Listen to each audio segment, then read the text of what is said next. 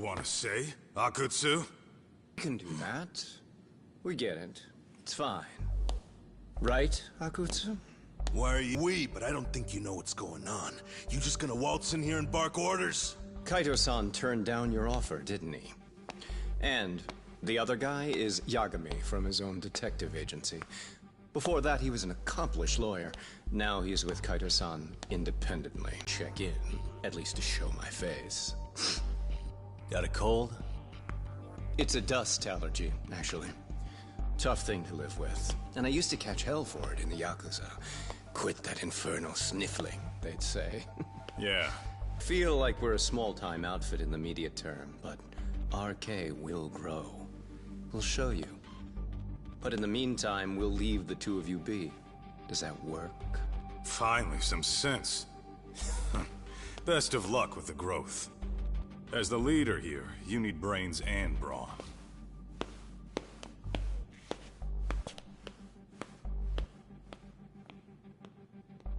Something else? Your gang was out there searching for some guy in a picture. Oh, how'd that hunt end up turning out?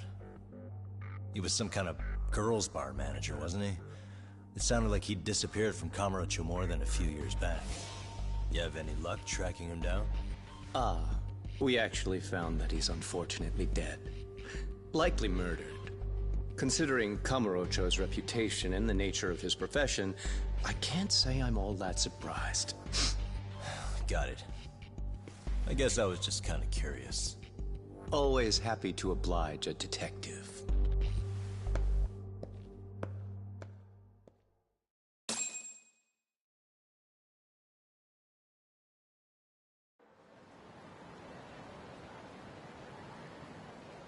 I guess we shouldn't have taken RK so lightly, even though they're new to the scene.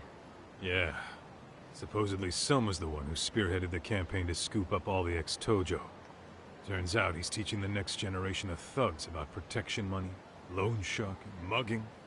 He's like an unemployment agency for shitheads. They've got 50 full-time bodies so far, but if you include part-timers and other associates, they may be well over 2,000 strong. That's a lot. Even half that's a lot. The Yakuza left behind a gaping power vacuum in this town. Even if it wasn't RK, someone else would have swooped in. So much for peace and quiet in Kamurocho, huh? You go on ahead, Doc. This one's outside my area of expertise. Okay. I'll head back to the office when I'm done.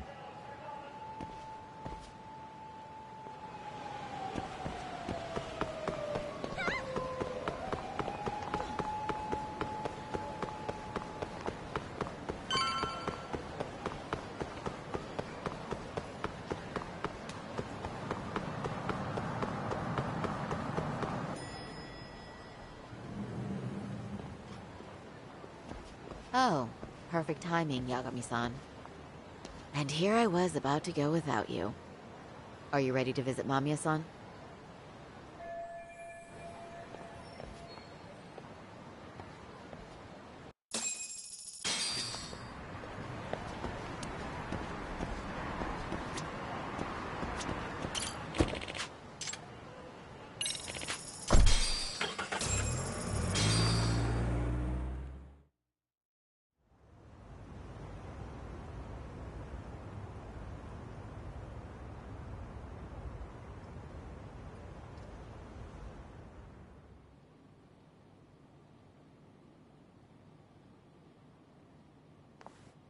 Remember, we're speaking to a victim here, the assailant we defended in court. If we had tried to make an appointment, she probably would have declined outright. Not sure showing up unannounced is much better. So let's just hope she's willing to talk. Yes? I'm Shirasaki from the Genda Law Office, the attorney for Mr. Akihiro Ehara. You may remember me from the hearings. Why are you here? Don't you know it's rude to show up at someone's door uninvited? I understand, but we have a pressing matter that directly concerns you. If we could do this another way, we would. I apologize for any inconvenience. I'm sorry, but the trial's over and done with. You know I can legally turn you away. You're right, but I'm only asking a moment of your time. Please, would you mind? don't have time for this. I'm going to have to ask you to leave. Wait, before you do that. Sorry to butt in. I'm Yagami, a detective helping Saori here out. And?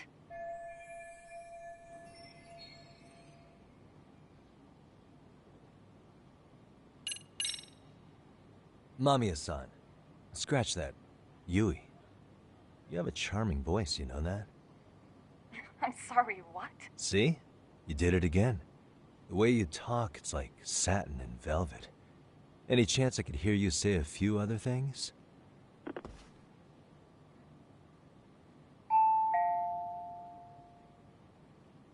Do you know how tempted I am to slam the door in your face right now?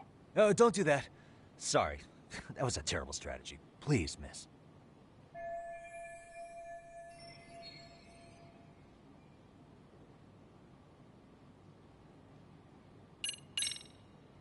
Are you aware of the trending video that's leading people to believe Hara committed murder? Thing is, the victim was confirmed to be alive in Yokohama until the morning of your own incident. And since Ahara was on the train with you, they're ruling him out as a murder suspect. So, what is it you're getting at? I'm just trying to ensure you're in the clear from any of that unfortunate business. If we could do this now, we'd never bother you again. All we need is 10 minutes of your time. How absurd. We're only trying to help, but if later would work better for you, we could always come back another time. With our supervisor, of course. That visit would probably be more formal. There'd be paperwork, audio tapes, you know the drill. You'll want to clear your schedule. I really don't have time for any of that. No, I understand, and it's entirely our fault. We thought we'd do this casually, but we really should have been more by the book. But it is a murder case, so we do have to make sure our paperwork is in order here. Now, would you prefer to schedule a date to accommodate a more formal interview? You said 10 minutes if we do it now, right? We'll make it as painless as possible. All right. I did get us in the door, didn't I? I'm joking. I do appreciate the help. Now let's not screw this up. This is likely the only conversation we'll have with Mamiya-san.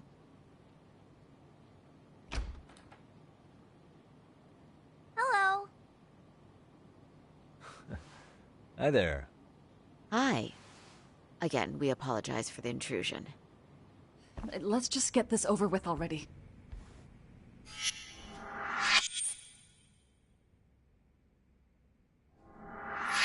Okay, bye-bye. We'll make this quick.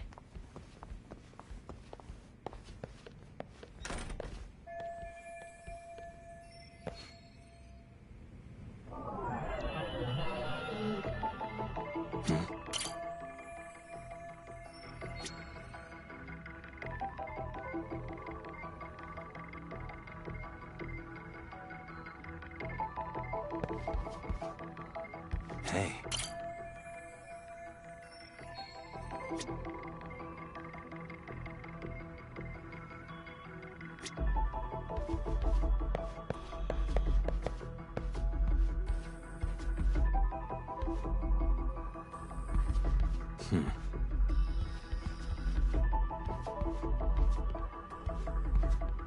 What the?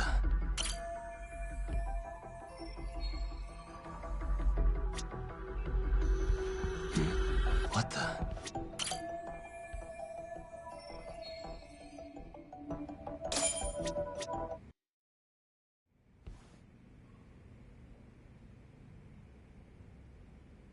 So, Doc, I've already told the police and the court everything they could want to know about that morning. I'm sorry to put you through this again, but would you mind going over those details with us? What else is left to discuss? I understand how pressured you might feel. I've gone over this so many times. I wonder if pressing charges was even worth it. No, what you did was both brave and inspirational. Many victims are afraid to come forward for any number of reasons.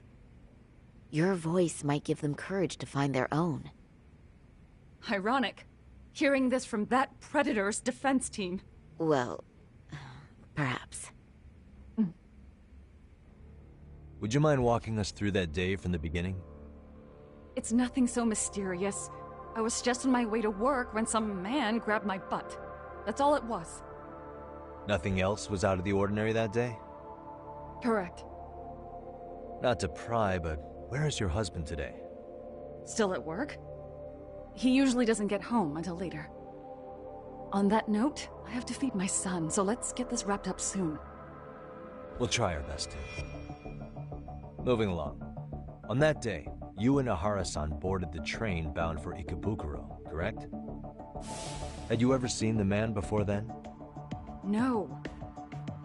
At least not that I can recall. How many times must I go over this? Your lawyer friend here already knows everything I have to say. What do you gain by getting me to repeat things? That's the thing. Yagami-san here is a specialist. He can take whatever you repeat, analyze it, and draw up an entirely new conclusion. Right? Of course. That's exactly why I'm here.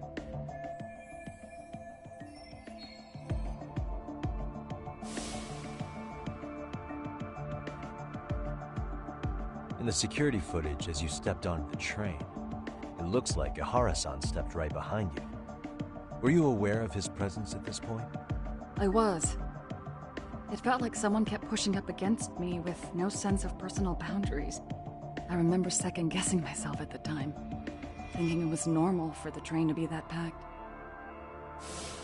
Then the train took off while you were stuck in that situation. Yes.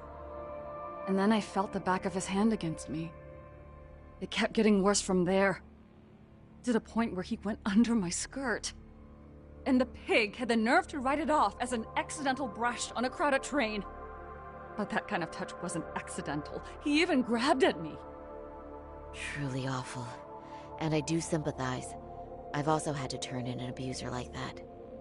Personally speaking, some men can't wait to debase themselves at the first opportunity. Why would you say that and look at me? I just stood there, frozen. I couldn't see who was touching me. I had no idea what to do. I wanted to scream. But what if he just played it off? So I decided I would bear it till the next station. Are you okay, Mommy? I'm fine, sweetie. We're just having a bit of grown-up talk. Are you hungry? Uh-huh. Then go read your book and wait over there for Mommy. We're almost done.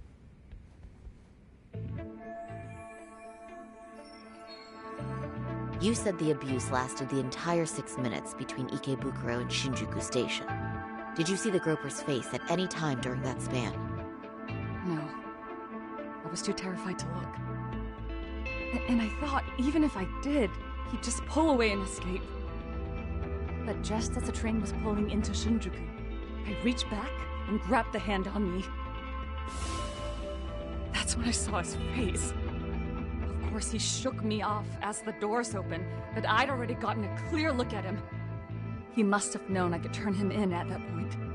So he ran, and I chased after. Right. That was captured by the station's security cameras. Great job tailing him in such a crowded space. On that note, did you ever happen to lose sight of Ahara-san while running?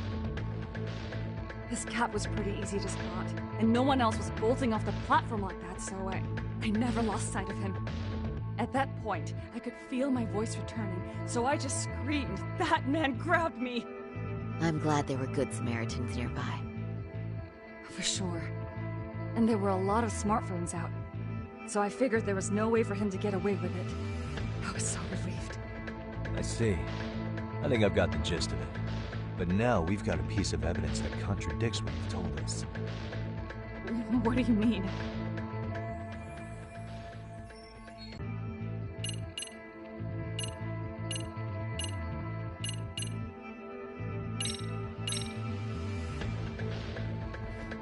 Despite what we just went over, wouldn't you say this contradicts your account of the incident? I'm not sure what you mean. Did I say something odd? No, Yagami-san is currently the odd one here. Oh, shoot. Yeah, that wasn't what I had in mind at all. If you'll allow me to rephrase.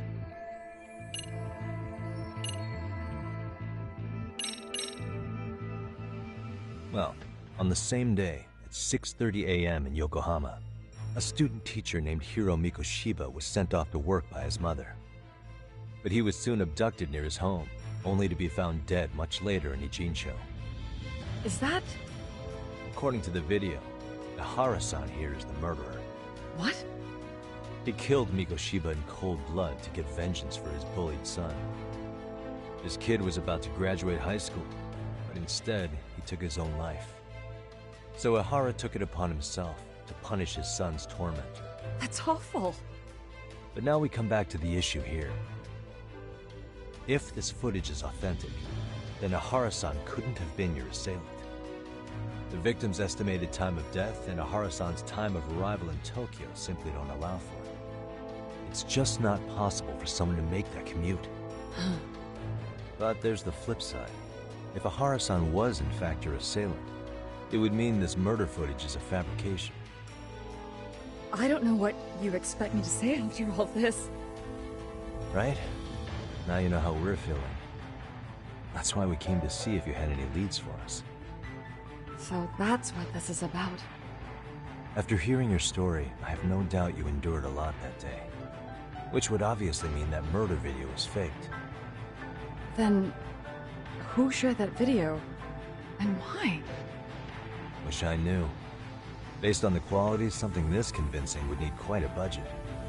Whether it's CG on top of real murder footage, or just a rock-solid AI creation, no way it was cheap. So why go through all this effort to fake a murder? Who would benefit from it? But I have to say, I feel much closer to piecing this puzzle together with your help today. Thank you very much for your time. Yes, and rest assured, this will be the last time you see us.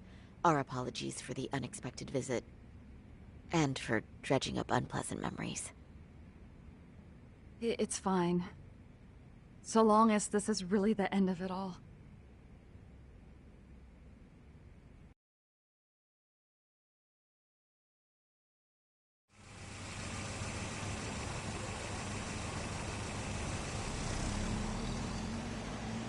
I'd like to report Mamiya-san's account to the rest of the team. Can I count on you to be there? Sure. Let me give Kaito-san a heads up. All right, then I'll see you there.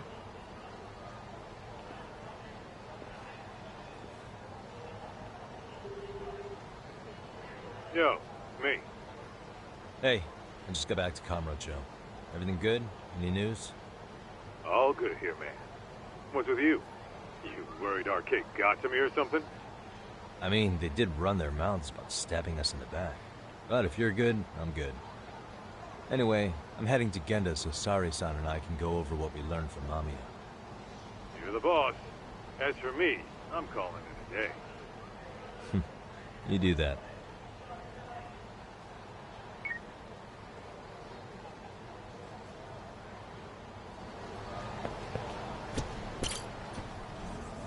Testimony, huh? That's correct. There wasn't anything new to pick up. Unfortunately. In which case, should we look into the murder video instead? Like, figure out how they made it? Let's not get ahead of ourselves here. Whether that tape's fake or real, someone had to put it online, right? Do we have any theories on who that might be? Well, the footage showed enough of the surroundings to make the crime scene clear. As somebody who's been there, I can confirm that the blood splotches match what you see in the footage. Which means...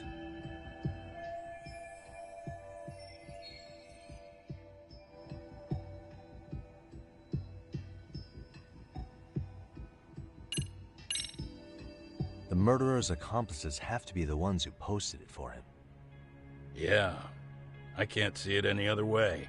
I also agree with Yagami-san. But in that case, what would their motive be? Maybe they wanted to make a mockery of the police, or even the whole system. Huh? We know Ihara got himself convicted for groping, so he'd have an alibi for Mikoshiba's killing. But then, his conspirators turned it around by uploading the murder video online. Almost as if to say, look how he got away with it. I see. Yeah, that does make it sound like he's taunting them. That's well and good, but I'd like to shift gears. Let's talk about the actual fabrication of the video. How does one go about that? Well, for example, the true culprit would be taped murdering Mikoshiba. Then Ihara's face would be copied and blended onto the killers. That's how they'd approach it in a Hollywood movie. But then, wouldn't you be able to see traces of it being faked? Tsukumo-san reported that he's found nothing of the sort in his analysis. We've been down this road before. If we take the stance that the footage is fabricated, we have absolutely nothing to work with. Then let's tackle this from the stance that the video's actually real. If that's the case, there has to be a flaw in the groping issue. I think we've collected enough evidence to find it too. Before meeting with Yui Mamiya, didn't you mention the possibility of Ihara using a stand-in? Perhaps the real Ihara murdered Mikoshiba in Ijincho, then swapped places with the imposter so he could be detained. But we couldn't find an opportunity for the swap to happen, remember? From the moment he set foot on the Ikebukuro platform, Ihara was constantly on camera. But wait, that's not entirely accurate, is it? Huh?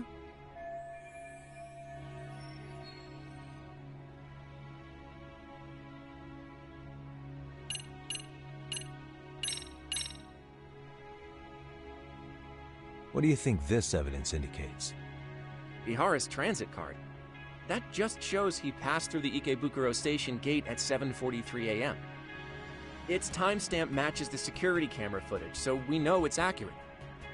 Then, if Ihara committed the murder at 7:30 a.m. in Yokohama, no way he could have made it to Ikebukuro 13 minutes later. I think we're all aware of that by now. Okay, hang on. Let me start from the top again.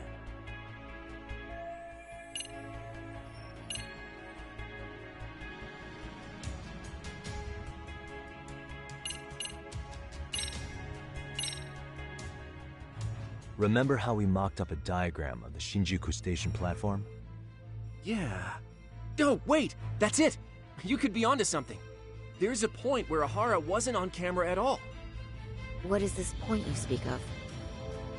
Let's all go over the diagram so that everything will be clear. Here's what I want you to see.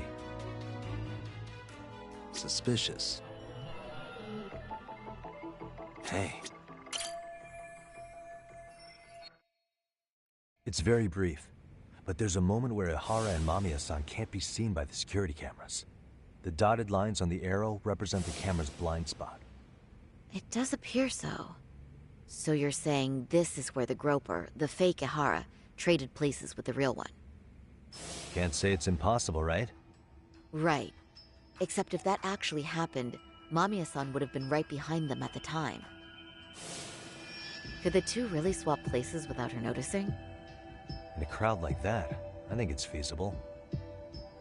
If that really was Ihara's plan, then I'd say he was being careless. Careless? How? Well, on the day of the incident, the station was packed for morning rush hour. That means there was no solid guarantee the assailant could make the switch. He could have been nailed by any random passerby before reaching the blind spot. Good point. Not only that, if Mamiya-san had called for help while the train was still moving, then the first Ihara would have been caught before even reaching the platform. Oh, I mean, yeah! Called it. Think about it, Yagami-san. Why would Ihara's accomplices meticulously plan out every last detail of this alibi, only to leave such a crucial component to chance, as Hoshino-kun pointed out? Oh, just doing my job. True. Good work, Hoshino-kun. In fact, I think that may back up my own take on it. Yeah? What if everything, including the appearance of leaving the plan to chance, was part of the plan? Can you expound on that? I'm saying I agree that such an airtight alibi wouldn't have allowed for contingencies. And that takes the question to another level. Just how far did they line up the pieces in advance to make the swap work? Are you saying there's more to it than we discussed? What did we miss?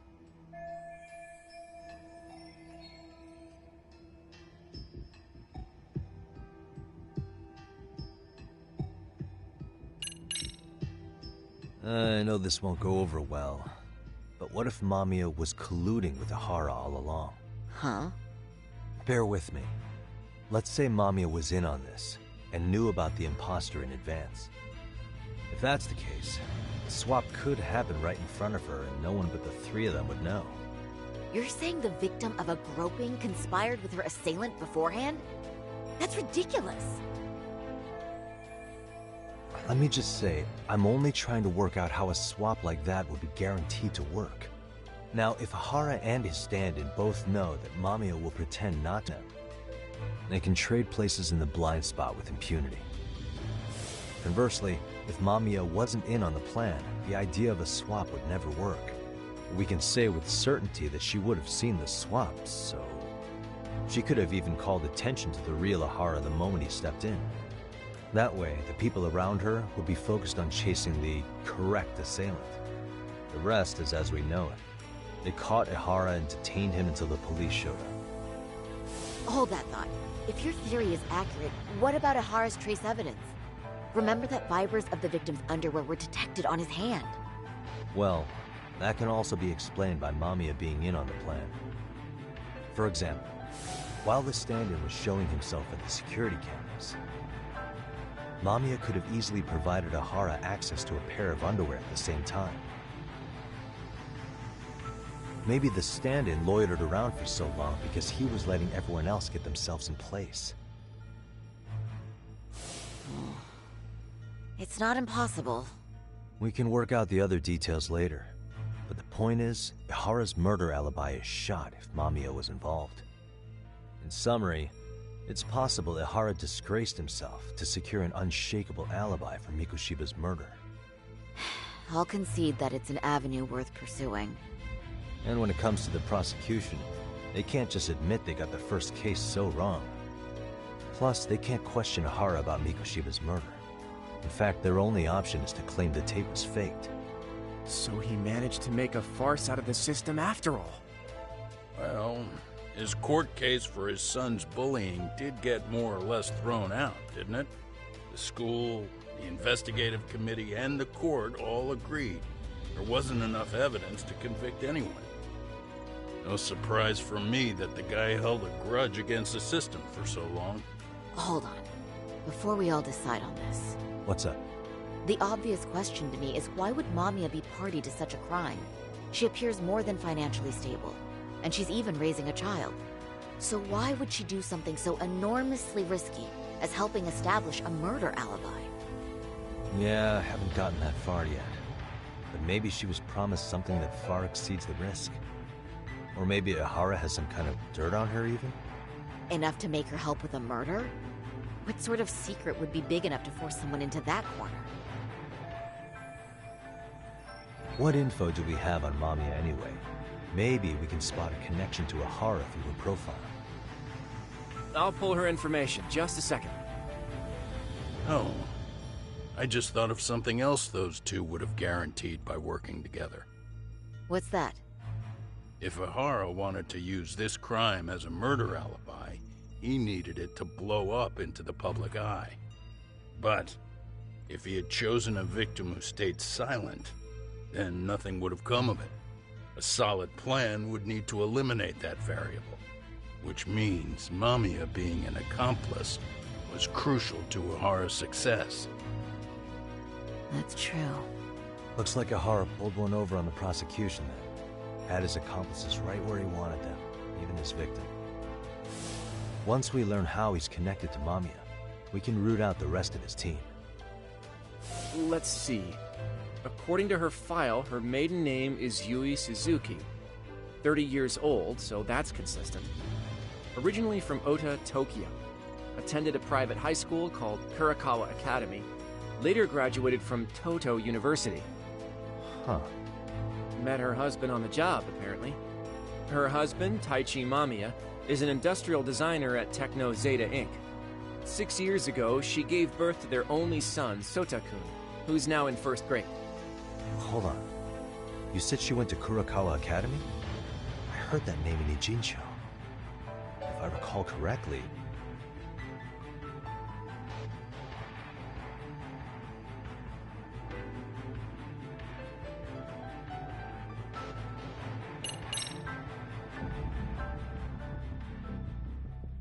When I went to scope out the murder scene, there were these 3 guys watching the detectives and me.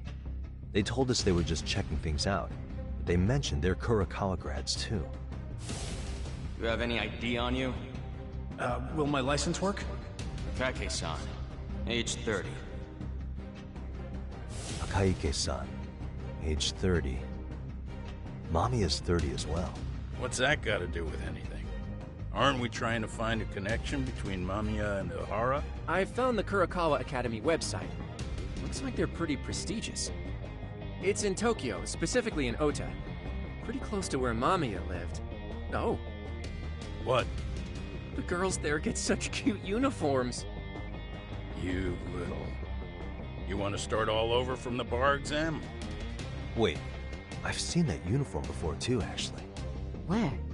On an old picture of a teacher at Seiryo High. Sawa-sensei. Ihara's son confided in her. Is she actually a Kurokawa grad too? I don't know Sawa-sensei's exact age, but she could well be 30. Maybe all of them are even classmates. Could this mean they're actually linked? The victim and her up-to-now unrelated assailant? It's a tenuous link at best. Could fall apart any time. But no true detective alive would pass it up.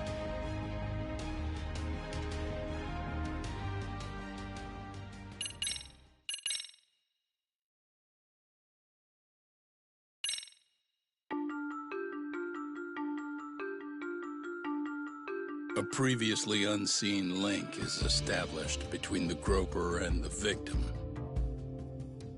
Charting out their relationship is akin to tracing a spider's web. But with each false thread ruled out, only the improbable truth remains. Ihara orchestrated the groping as a diversion, and by tarnishing his name, he secures both an alibi and his ultimate revenge.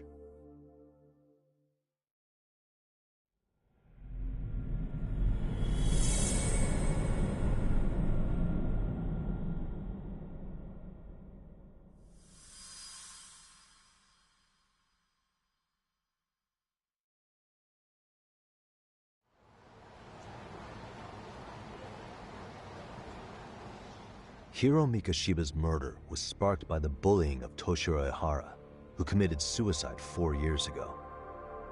The graphic video that hit the net showed the world how Toshiro's father, Akihiro Ihara, had brutally avenged his son. We also know the father had accomplices. On October 7th at 6:30 a.m., they forced Mikoshiba into a vehicle, took him to an abandoned building, and gravely injured him. Then, around 7:30 a.m., the time frame when Ihara killed Mikoshiba, the other conspirators were probably nearby, even though they weren't on camera.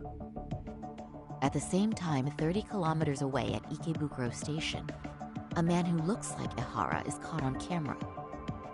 We'll call that guy the stand-in.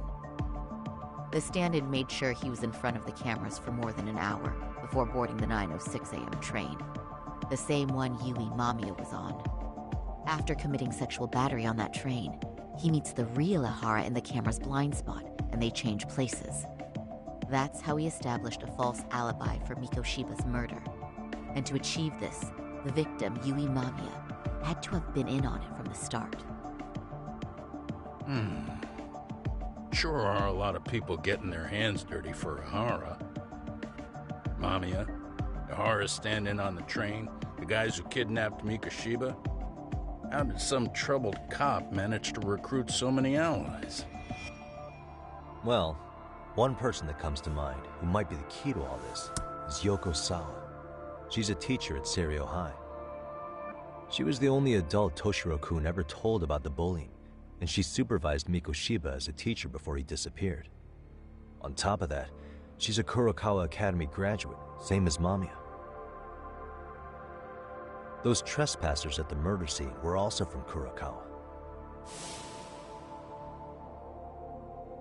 Since they're all about the same age, it's possible they were all classmates. So you're saying these classmates are also Ihara's murder accomplices? If we consider Yoko Sawa the central link, that's very possible. We do know that as a teacher, she felt deep remorse for Toshiro-kun's suicide. Maybe she recruited her old classmates to help Ihara take his revenge. Yeah, best not to rule that out. Though I'm hoping that's not the case. Why's that? It's just... she's a really good teacher. She's passionate, responsible. She's always putting the students first. I know she regrets the past, that a student died on her watch. And now another of her students, Mikushiba, is found murdered. So if it turns out she's involved in that, I doubt I'll be able to trust my own judge of character ever again. Yagami. I'm going back to Ijincho tomorrow.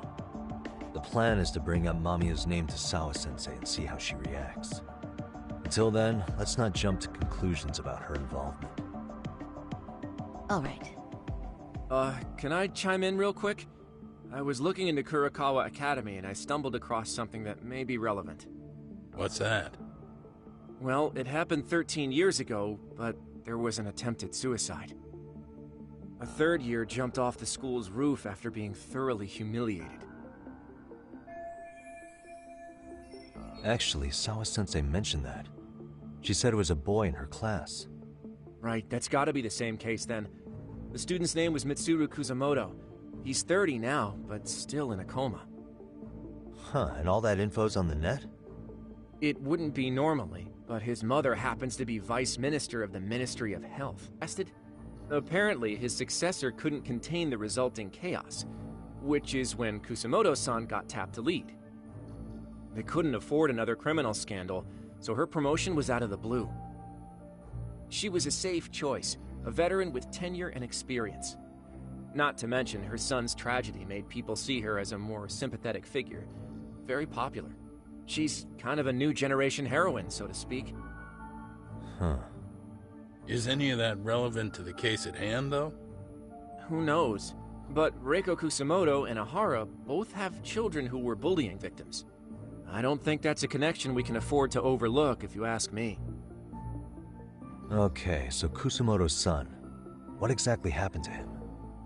Let's see. He was bullied by a fellow third year at his school, Shinya Kawai. The records say he harassed Mitsuru-kun every day, in and out of school. Well, one time he even stuffed dirty rags in his mouth. That's so cruel. Yeah, and the teacher was a real piece of work. Apparently he knew, but he just smirked and said, "Don't overdo it." Oh, I remember now. The media pounced on that one hard. If they were classmates, then both Sawa-sensei and Mamiya would know about this. And maybe because they couldn't save Mitsuru-kun, their guilt left them open to Ihara's persuasion. But to prove that, we'll have to hear from them directly. I'll talk to Sawa-sensei first thing tomorrow. That'd be helpful. In the meantime, I'll be working on Ihara's appeal. It's clear they missed something important in the trial, since Ihara is apparently innocent of sexual battery. Being that he was out committing murder at the time. What started as a simple harassment case sure has blown up big.